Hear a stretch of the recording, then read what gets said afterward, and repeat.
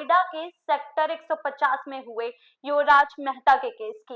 एक ऐसा मामला जहां एक परिवार न्याय के लिए दर दर भटक रहा है और सिस्टम या तो चुप है या फिर आंखों पर पट्टी बांधकर बैठा हुआ है। कहावत है, जब हाथी निकल जाता है तो पूंछ पकड़कर क्या फायदा। इस केस में भी कुछ ऐसा ही होता दिख रहा है। बड़ी मछली फिर बच गई है। जी हाँ, युवराज मेहता के केस में अब तक जो हुआ उसने एक बात तो साफ कर दी है कि कोई बड़ा अधिकारी अब तक पकड़ा नहीं गया है। एक्शन तो हुआ, वो भी एक छोटे से साधारण से बिल्डर पर। अब सवाल यही है कि क्या प्रशासन की पूरी लापरवाही सिर्फ एक बिल्डर के सिर मढ़ देना वाकई कार्रवाई है, या फिर ये ऊंट के मुंह में जीरा साबित होता है। एसआईटी बनी, लेकिन सच सामने क्यों नहीं आ रहा। मामले की गंभीरता को देखते हुए प्रशासन ने एसआईटी यानी विशेष जांच टीम भी बना दी। एसआईटी की जांच में कई चौंका देने वाले खुलासे होने की बात कही जा रही है। एसआईटी ने खुद माना है कि दर्ज बयानों के आधार पर जिम्मेदारों पर कार्रवाई होना तय है। इसके बाद एसआईटी ने नोएडा प्राधिकरण के अपर मुख्य कार्यालय अधिकारी कृष्णा करुलेश, पुलिस कमिश्नर लक्ष्मी सिंह और जिलाधिकारी मेघरूपम तीनों से अलग अलग मुलाकात करके पूछताछ भी की थी। तीनों विभागों की अलग अलग रिपोर्ट्स भी एसआई को सौंप दी गई थी, लेकिन यहीं से कहानी कुछ यू टर्न ले लेती है। जब एसआईटी ने इन तीनों रिपोर्ट्स को देखा तो उसने उस पे इत्तेफाक रखने से इनकार कर दिया। एसआईटी का कहना भी साफ था कि इन रिपोर्ट्स में ऐसा लग रहा है कि हर विभाग अपने अपने लोगों को बचाने की कोशिश कर रहा है, यानी दाल में कुछ काला नहीं बल्कि पूरी दाल ही काली है। अगर सब कुछ सही था तो एसआईटी ने रिपोर्ट मांगने से मना क्यों कर दिया। पिता की गुहार और एसबीआई का चूरन। जी हाँ, युवराज के पिता राजकुमार मेहता लगातार न्याय की गुहार लगाते नजर आ रहे हैं। पिता की न्याय की गुहार और उस पे प्रशासन ने दे दिया सीबीआई का चूरन। जी हाँ, युवराज के पिता राजकुमार मेहता लगातार न्याय की गुहार लगाते हम सभी को नजर आ रहे हैं, लेकिन प्रशासन ने किया क्या है? उन्होंने थमा दिया सीबीआई जांच का चूरन।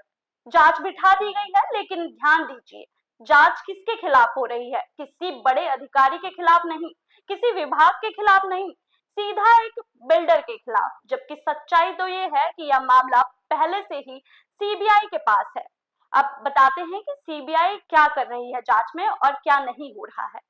सीबीआई पहले से ही बिल्डरों के निवेश प्राधिकरण की आवंटन प्रतिक्रिया और फंड डाइवर्जन कैसे हो रहा है, इन सारे मामलों की जांच करती आ रही है। अब लेकिन सवाल यही खड़ा होता है कि अधिकारियों पर अब भी प्रशासन की छत्र छाया क्यों बनी हुई है? क्यों हर बार तलवार नीचे ही गिरती है? उनके बैठे हुए लोग बच कैसे जाते हैं? ड्रिंक एंड ड्राइव की कहानी कैसे गढ़ी गई, हम आपको इसी बीच ये जो खबर सोशल मीडिया पर आ रही है उसके बारे में बात करेंगे। कि एक वीडियो तेजी से वायरल होता है जहां पे वीडियो में युवराज अपने दोस्तों के साथ ड्रिंक करते नजर आ रहे हैं। दावा किया जाता है कि ये वीडियो हादसे वाले दिन का है और यहीं से पूरा मामला ड्रिंक एंड ड्राइव की दिशा में मोड़ ले लेता है। एसआईटी रिपोर्ट का भी दावा है कि युवराज ने ऑफिस पार्टी में शराब पी और फिर 60 किलोमीटर तक ड्राइव किया। पोस्टमार्टम रिपोर्ट कहाँ है? बड़ा सवाल उठता है अगर ड्रिंक किया है। और इसका सबसे बड़ा सवाल उठ जाता है कि अगर युवराज ने शराब पी थी तो पोस्टमार्टम रिपोर्ट छिपाई क्यों जा रही है? क्योंकि मेडिकल साइंस तो यही साफ करता है कि शराब पीने के 24 घंटे तक उसके जो ब्लड सिम्टम्स होते हैं उसमें ब्लड में अल्कोहल के सिम्टम्स पाए जाते हैं। तो फिर रिपोर्ट सामने क्यों नहीं लाई जा रही है? कहीं ऐसा तो नहीं है कि चोर की दाढ़ी में तिनका दिखने का डर है? वायरल वीडियो कितना सच है, अब इसके बारे में बात करेंगे। जो वायरल वीडियो का दावा है वो पूरी तरीके से सच हो ये जरूरी नहीं हो सकता, क्योंकि आज के दौर में किसी सॉफ्ट ड्रिंक या जूस का रंग देखकर उसे शराब बताना बिल्कुल बेबुनियाद है। युवराज के दोस्तों का भी साफ कहना है कि युवराज पीने वाला लड़का नहीं था।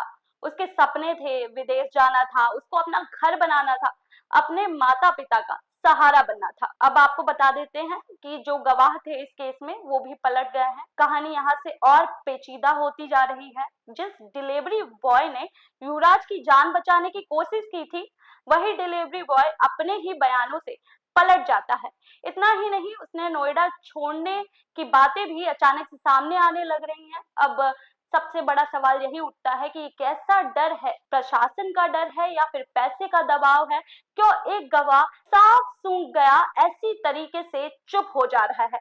अब मेरा एक और सवाल है कि ये वीडियो वायरल कैसे हुआ? एक और अहम सवाल कि किसी बार या रेस्टोरेंट होता है, उसकी सीसीटीवी फुटेज को यूं ही निकाल लेना हर किसी के बस की बात तो नहीं होती। तो फिर ये वीडियो इतनी आसानी से वायरल कैसे हो गया और इसके पीछे आखिर है कौन? शक के घेरे में आते हैं इस केस में जो बिल्डर है और जो प्रशासन है, क्योंकि बिल्डर के पास असीम पैसा है, वो पैसा देकर किसी भी फेक नैरेटिव को सेट कर सकता है, और प्रशासन के पास कानून है, कानून जिसे चाहे बचा सकता है और जिसे चाहे फंसा सकता है। एक पिता के दर्द के बारे में सोचिए, उस पिता के दिल पे क्या बीत रही होगी जिसने अपने बेटे को बुढ़ापे की लाठी समझा था। आज वही पिता अपने जवान बेटे की अर्थी को कंधा दे रहा है। कहते हैं औलाद का गम पहाड़ से भी भारी होता है। उस पिता के दिल पर क्या गुजर रही होगी।